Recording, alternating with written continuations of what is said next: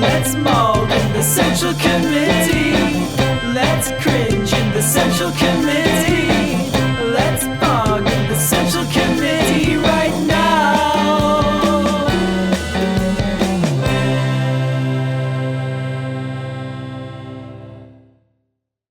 Miguel, can you comment on AOC giving $5K to Dem Congress people? Paula Jean just announced that she will no longer associate with AOC on Twitter. What the fuck is going on? I see this as AOC exerting her power and flipping off the DNC, but everyone on Twitter is losing their mind. She's giving money to Democrats that are in swing districts that might lose to Republicans. That's it. It's called trying to prevent the Republicans from taking over the House. That's it. So she didn't want to give money to the TCCC, so she did it to her. She did it herself. She gave $5,000 to a few members that are in vulnerable seats. That's it. Some of them are more conservative, but that's it. Because if they flip to Republican, then the Democrats lose the House. That's it. That's what and it's $5,000. It's. I mean, she's not saying she agrees with them on everything. She's saying she wants to be in the majority. And some of them are going to return it. Some of them aren't. Okay. Everyone is a few is 116K worth. Yeah. There's a lot of vulnerable people in this House. What do you want me to do? How do you think AOC? Okay, serious question.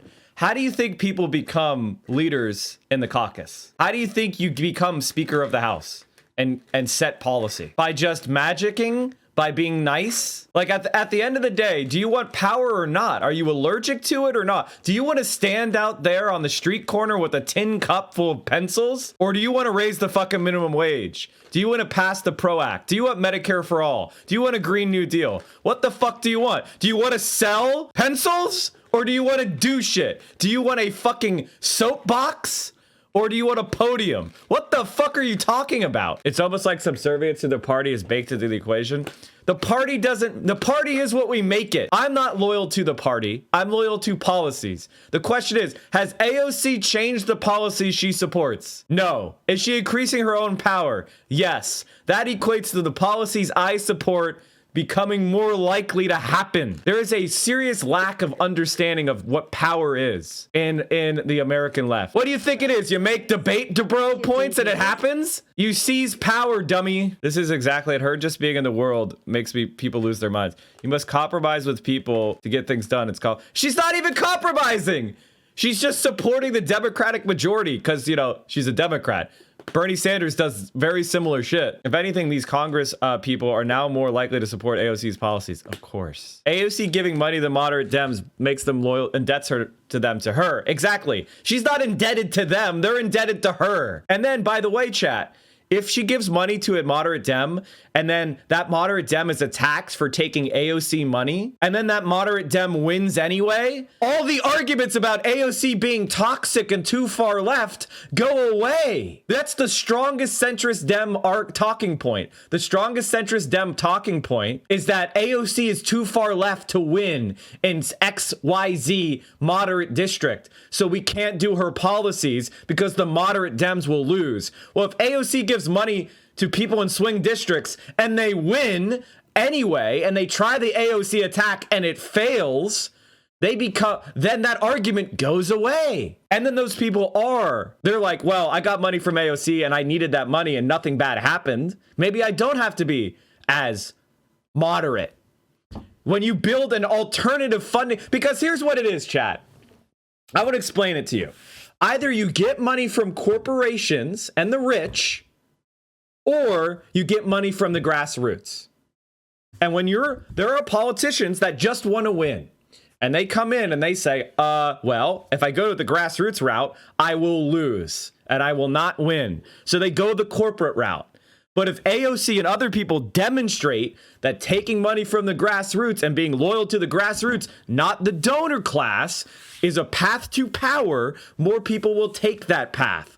And getting rid of corporate donations will be easier. That is, so I don't know what you want me to say. Not to spend money? Not to support what do you want? The Democrats to lose the majority? They have a 5-6 seat majority right now. If almost any of these Democrats lose the re-election, then the Republicans are in control of the House and literally nothing happens. It's called basic math. Wait a second, Mike. Are you saying progressive money has value too? Of course, that's what I'm saying. I mean, like, I probably wouldn't have given the money to some of the people she gave money to myself. But the idea of a Democrat giving the progressives having their own funding source is bad, is stupid. If AOC becomes more influential in the House, that helps out. And I can tell you why AOC gave money to those people. AOC gave money to those people because there's an argument that the socialists and the progressives don't help moderate Dems. They don't help Dems in swing districts. So those are the Dems that gave the Democrats power. So the progressive Dems are just gadflies. They have nothing to do with the party's power. Why should we listen to them? So AOC is countering that argument by saying, I support Dems in moderate districts. You lost. Go and try to win. Organize instead of trying to shit on people that actually won. Bernie Sanders lost the nomination because the left was not strong enough. How do we make the left stronger? Or do you think we should not be, if you don't think we should do electoral politics, why are you here? This is an electoral, I'm someone who believes in electoral politics. If you don't believe in electoral politics, why are you here? Shouldn't you be at the WSWS website, the Equality Socialist Workers Party, with your 400 votes in the 2020 presidential election? Oh, wait, that's electoral politics. Why are you here? If you don't believe in electoral politics, what the fuck are you doing? You don't believe in union organizing because you're not doing any of that. So what are you doing? Damn, Mike, we like you and you offer good insight. Not enough to chill here. Okay, you can chill here. But like, I just don't understand the argument that people make that the left was too weak in 2020 to win. So therefore, we're not going to try to build the left. I mean, these are just AOC clout grifters. That's what it is. Bernie lost because he kept saying Biden is his friend. No, Bernie lost because the progressive left was not unified and was not strong enough. If Bernie Sanders changed his messaging, you know, maybe he wins. I don't know. But the reality is the progressive left was too weak. Mike, how do we press for socialism to seem less extreme to the average Joe? Get them in a union. Unions are hotbeds for leftism. Unions are hotbeds for taking people who are apolitical and making them political and making them left. Teaching them solidarity. Teaching them collective action. How do we do that? Pass the PRO Act. It's in Congress right now. Make it much easier for the average Joe to join a union. I don't know. Have progressive candidates successfully run and win in swing districts. Actually accomplish things when you have political power. Show people that state power can be used to make this society better by, I don't know, passing a major infrastructure bill, raising the minimum wage to $15 an hour, spending money on the Green New Deal, spending money on increasing funding for education, forgive student loan debt, make people's lives better with high quality public housing. You know, these are just some ideas that we might want to do right now. I don't know, you know. How do we go from I'm too weak to unlimited power? Exactly. Can you explain why Paula Jean Person is a grifter? I don't know enough about her. Basically, she ran for Senate in West Virginia twice, and she got smoked by Joe Manchin in the primary the first time. And then she ran again this past in 2020, won the Democratic nomination, and then got destroyed in the general election against the Republican. And ever since then, she's been all bitter because she thinks that not enough people helped her in West Virginia. And she is now just spending her time shooting at other progressives who did win because she's bitter that she didn't get enough help because people calculated that she couldn't win and that West Virginia was a bad bet for our limited progressive resources. That's the answer. And so now she's bitter and angry that she's not in Congress and other people are, and so she's trying to shit on them. That's exactly what happened. I work for a company where some stores are union, but the store I was hired at isn't part of that union. Should I contact the union to see if I can join? I'm afraid to ask my boss why our store isn't included. Don't ask your boss. No matter what you do, don't ask your boss why your company's not unionized. Call the union itself. Would be a good best. They usually have an organizing number. Unions have a organizing number typically. Like here's, for example, organizing number SEIU. Form a union at your workplace. Are you looking to organize a union at your workplace? Have questions about forming a union? Contact blah, blah, blah, blah, blah. We're happy to help you start building a brighter future for you. If you already have a union that's partially in your company, you should contact that union. I'm sure they're always trying to organize more. All unions, they have organizers like that. My best friend has brainworm so badly, there's a unionized worker and he's opposed to it. He truly believes they're just angry troublemakers that are a risk to his paycheck if they choose to strike. How do I even begin to talk to him further on this? Okay, I'm sorry, I was shocked by how dumb that is. So even in unions, some of the people are just gonna be incredibly dumb. There's no group of people that is 100% intelligent. So if somebody's in a union job and they're like, what does a union do for me? What you need to do is find that same job, but non-union. So I don't know what job your friend has. But I'm sure there are non-union version of that job. And go look at their work rules, go look at their benefits, go look at their pay, and it's gonna be shittier. Warehouse workers are saying $15 for Amazon is wage suppression because the warehouses get paid more. Yeah. A minimum wage is just that, a minimum. $15 an hour is not like the just salary. That's just the minimum. That's the floor, okay? That's not the fair wage. And if you make more than 15, you're rich. That's the minimum wage. If you get the PRO Act passed, then it would mean you have two sources of progressiveness, an extra check and balance. You have the voice of the elected and the voice of the workers united to push progressive causes. Please pass the PRO Act. Our LGBT and minority safety depends on it. Plus, we should fight for 21 in 21, not fight for 15. $1 increase a year. All right, let's talk about this. Vulnerable Dems fret after getting a shock. AOC's campaign cash. Ocasio-Cortez's largesse and an oversight at the campaign headquarters has raised awkward questions among her colleagues. As the midterm campaign's first fundraising deadline approached this week, several vulnerable House Democrats got an unwelcome surprise at their accounts. $5,000 from AOC. So this is so in case you're wondering, chat, this is what's known as a planted article. This is an anti-AOC article, in case you were wondering. This is a planted article by someone in the DCCC who doesn't like AOC and wants to undermine her. That's the purpose of this article. So when you read this, don't just take the words from the page and go, I believe that uncritically. Go, okay, who would say this? The answer is people who don't like AOC. Imagine hearing the words an unwelcome and surprise 5K. Yeah, you know. My dad does organizing union work. His opinion is that the prevalence of gig work has made it difficult to organize effectively in workplaces. So he's worked on organizing people locally where they live, e.g. workers that have their wages stolen come to him and his union, and they do direct action at their workplace. Or they connect people with lawyers volunteering with a union. That's a good idea, but it's too small scale. I mean, that's a good idea, but it just like, to change America, that's very small scale. I know a Trump chud at my last workplace, which was a unionized. The guy was 100% pro-union, but only because the union let him get into shouting matches with managers without being immediately fired. We can take them where we can get them, I guess. That's a great example of an awesome perk of being union.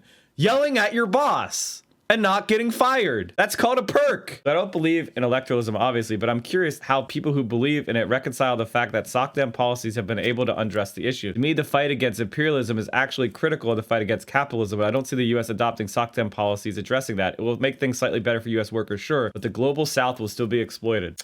Okay, wow. First of all, your pessimism is gross, but I understand why you have it. Second of all, that's not even true. That is an oversimplification that MLs make because they're trying to co-opt the position of people in the global South for themselves. These are white people in America, for the most part, trying to co-opt the position of an oppressed global South for their own arguments. They don't actually give a shit. Secondly, you don't need to exploit the global South in order to have SOCDEM policies in first world countries. That is a lie. That is a lie. You don't. I'll give you an example. When workers went from being paid slavery wages in the United States of America, and then they got union jobs and their wages increased, most of the production, like the raw resources, were produced in America locally, okay? So when America industrialized, it was doing so with its own resources, not resources from the global South. Trade with the global South was minimal. Now, in much of Europe, that's not the case. In much of Europe, they did take resources from the global South because they didn't have it in abundance in Europe. That is true. But there's no rule that says if you pay workers a lot of money to mine coal or iron or lithium, that's going to result in the collapse of the global economy. That's just nonsense. I understand why anti-capitalists want to make that argument because that means that we have to get rid of capitalism immediately or else nothing will ever change. I just don't think it's factually true. I'm not a SOCDEM. I don't want to see the final horizon of humanity be private capital. But it's also just factually wrong that you have to enslave people in the global South to have some sort of capitalist trade. No, you don't. There's a false understanding of how like capitalism even operates. Labor costs are actually not that much of the global production cost. It's usually no more than like a quarter or a third of the total cost. So even if you doubled that, prices would not double. They would increase marginally. So, and also there's another benefit when, for example, workers unionized at say Ford's factories or they were paid higher wages at the UAW, unionized American automotive industry as an example, then those workers could afford to buy cars. And so production, it was more valuable. The society became wealthier when more workers made more. The United States was an oil exporter. The United States, when it was growing, when it was in the 50s, the United States was an oil exporter, not an oil importer. The United States was produced its own resources with unionized workers, with the United Mine Workers. So we could do the same. We could have sock dems and dem socks or whatever, like Evo Morales in Bolivia, all around the global south, and it wouldn't necessarily mean that our policies here would be useless. In fact, sock dems in the West and democratic socialists would not engage in imperialism. That's part of being a socialist, is opposing imperialism. That's why Bernie Sanders frequently said positive things about Venezuela and Hugo Chavez. That's why Bernie Sanders was in Nicaragua and in Central America defending the Sandinistas. That's why Bernie Sanders wanted to normalize relations with Cuba. That's why Bernie Sanders was supportive of Lula. That's why Bernie Sanders at AOC condemned the coup in Bolivia, because that's not even true. So you're saying that we would need to do the imperialism, but the people that you're citing don't want to do the imperialism. Bernie Sanders opposed the war in Iraq. So come on, man. This is just pessimism, and it's stupid cynicism, and it serves the use of the imperial elite. For example, the democratic socialist sock dem leader in Sweden, we talked about him before, who was the only Swedish prime minister assassinated, by the way, and they don't know who did it. Olof Palme. He gave money to Vietnam in the Vietnam War. The Swedish government and the Swedish people supported Vietnam in the Vietnam War. The Vietnam War and the roots of Sweden's foreign policy. From the mid-60s until the fall of Saigon in 1975, Sweden publicly opposed the United States war in Southeast Asia. I thought that the sock dems would just do the imperialism and it would be no different. Oh, wait, you're wrong. Here's an example from history. So yes, it is good to elect anti-war democratic socialists and social democrats in the West. They're much less likely to do the imperialism. No, because labor costs are not twice the US, are multiple times. Social democracy in the West will always support imperialism. Doesn't matter what the individuals do. The system of imperialism remains. The system of imperialism, the one that you're talking about, is American corporations exploiting the others abroad. And so social democrats and democratic socialists can stop those companies because they're companies in their sphere of influence. There's no better person to stop the exploitation of the global south than the American president. From the mid-60s until the fall of Saigon in 1975, Sweden publicly opposed the United States war in Southeast Asia. The small Nordic kingdom, famous for its neutrality and avoidance of wars since the end of the Napoleonic era, succeeding and established an independent foreign policy that managed to break free from American hegemon in the West, as well as its communist counterpart. In the course of a turbulent decade, Sweden paved the path for a largely pro-Western foreign policy that nevertheless still diverged from DC. Much like the United States, the anti-war movement in Sweden began as a grassroots campaign and eventually emerged as one of the defining features of Swedish politics in the late 60s and early 70s. From the governing Social Democrats, Vietnam was an issue of electoral success. As the war became a more prominent international issue, the Swedish Communist Party began campaigning against the war during the 1966 municipal election. This left-wing electoral pressure was exacerbated by activists following the creation of the Arbeidsgruppen für Staaten at FNL, working groups for the support of the NLF, commonly referred to as FNL groups, which helped lead public awareness campaigns as well as organized anti-war demonstrations. Initially, the Swedish government's public statements of the war were significantly toned down when not addressing a Swedish and more specifically left-wing audience. In 1965, the United States mission to the United Nations noted that Swedish Foreign Minister Torsten Nilsson's critique of Operation Rolling Thunder, the U.S. bombing campaign against North Vietnam, was considerably less harsh in New York than during his previous remarks in Stockholm. However, once more public criticisms of the war began mounting, the Swedish government became increasingly committed to maintaining a strong anti-war position, which was largely absent throughout Western Europe, even among those that were officially opposed to the conflict, such as France under Charles de Gaulle. In 1965, Olof Palme, minister without portfolio at the time and future prime minister, refrained from directly condemning the United States and simply said that it was an illusion to believe that the demands for social justice can be put down by military force. By 1968, he was openly demonstrating against the war with the North Vietnamese ambassador to Moscow in a torchlight march. Tell me this isn't badass. Swedish leader Olof Palme demonstrates against the war with the North Vietnamese ambassador to Moscow during a torchlight march. So is this significant or not? Maybe it's not significant, but I tend to think that it is. The decision to formally recognize the Democratic Republic of Vietnam was an attempted balancing act whereby government sought to placate its domestic electoral base without harming relations with the United States too much. Yet by recognizing North Vietnam, the Swedish government encouraged the inevitable demand by NLF groups and their allies for the recognition of the Provisional Revolutionary Government of South Vietnam, i.e. the political arm of the South Vietnamese communist fighters. It was under such conditions that the Social Democratic Party invited chief PRG negotiator to speak at the May Day rally in Stockholm in 1972, following the renewal of American bombing of North Vietnam. Similarly, the party invited PRG Foreign Minister Madame Thi Binh to the October 1972 Party Congress, during which the Congress completely accepted the PRG peace plan and condemned the American war effort as a human rights violation. Sweden's recognition of North Vietnam would come to define Swedish foreign policy for the coming decades as the country sought to make diplomatic inroads in countries otherwise isolated from the West. You know what's one of those countries right now? North Korea. North Korea is one of the countries where they talk to Sweden and pretty much nowhere else. I would encourage everyone to just read Palm's Wikipedia page. The guy's a national hero in Sweden. He's extremely based. He changed the legislature from bicameral to unicameral, fought for gender equality, helped build the Nordic welfare state model that we know today, all while fighting for revolutionary movements across the world. No shit! But people will tell you that he's useless, who don't know what the fuck they're talking about. I'm sorry, if somebody can do all that from Sweden, which is a small country, I don't know if you know this, Sweden's small. If you could have that much of an impact from a small country like Sweden, imagine having somebody who is actually center left, and I mean Bernie Sanders, in power as president. It's stupid to say that it's worthless. Like, come on, man.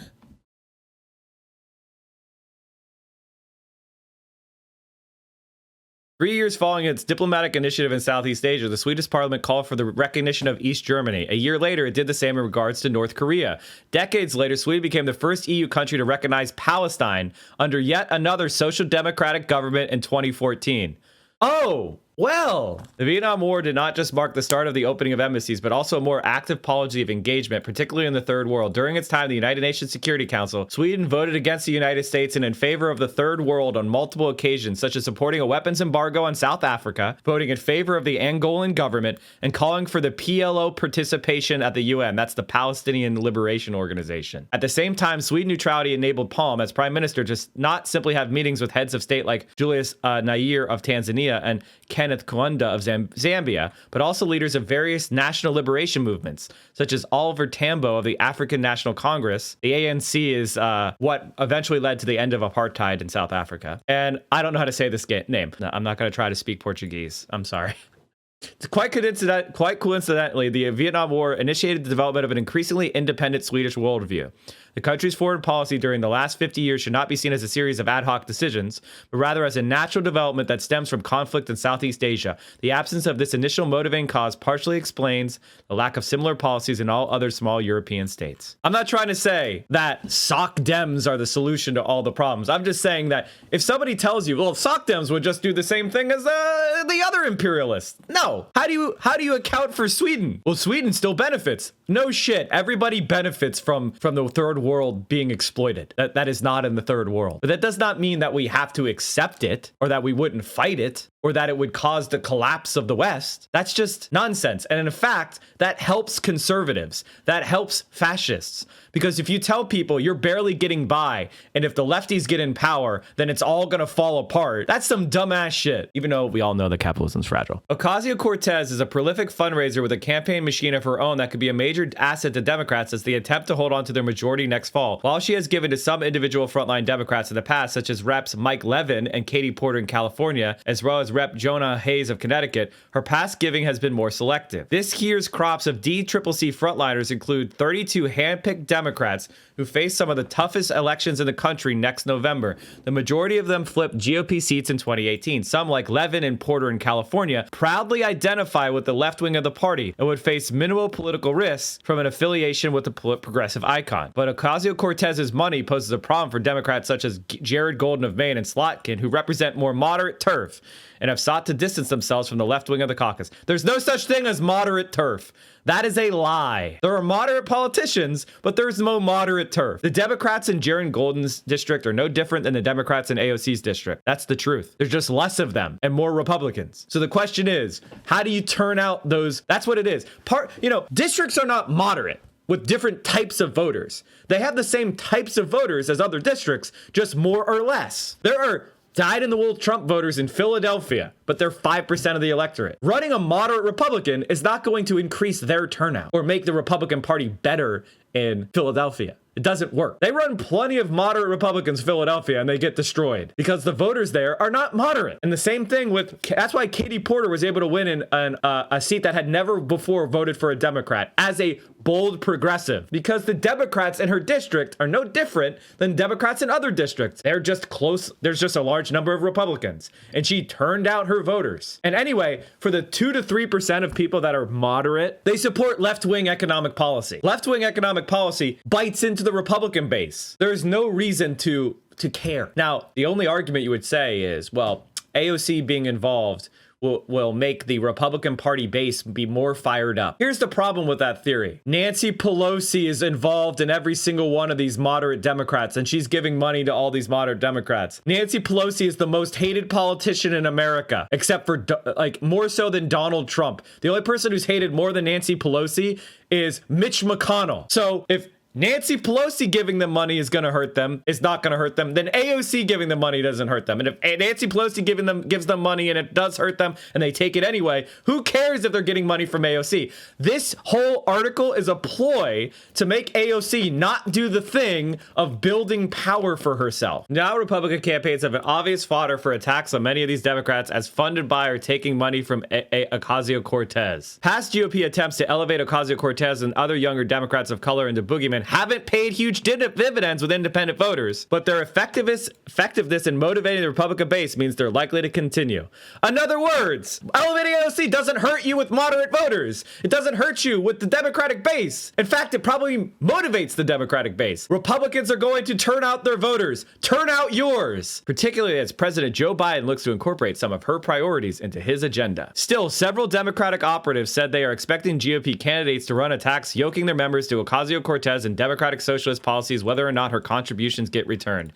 If the Republicans are going to hit us on AOC, they're going to do it anyway, said one Democratic source close to the process. They don't care about the truth. So this whole so if you're a socialist or a leftist and you fall for this and then go, AOC's Nancy Pelosi's pawn now, you're a fucking idiot. And you've exposed yourself for not understanding how politics works. AOC is building her own power independent of Nancy Pelosi and the DCCC. She wants to be a power broker and be connected to the grassroots and have people go, you don't want to piss off AOC, she can fund a primary challenge. We better give in more to AOC. She has a lot of fundraising ability. When AOC changed her policies and says, that's when I'll get pissed at AOC. But her building her own power, are you fucking stupid? That's a good thing. You just made an enemy of 3/4 of my Twitter timeline. Oh no. Well, your Twitter timeline doesn't know shit about politics.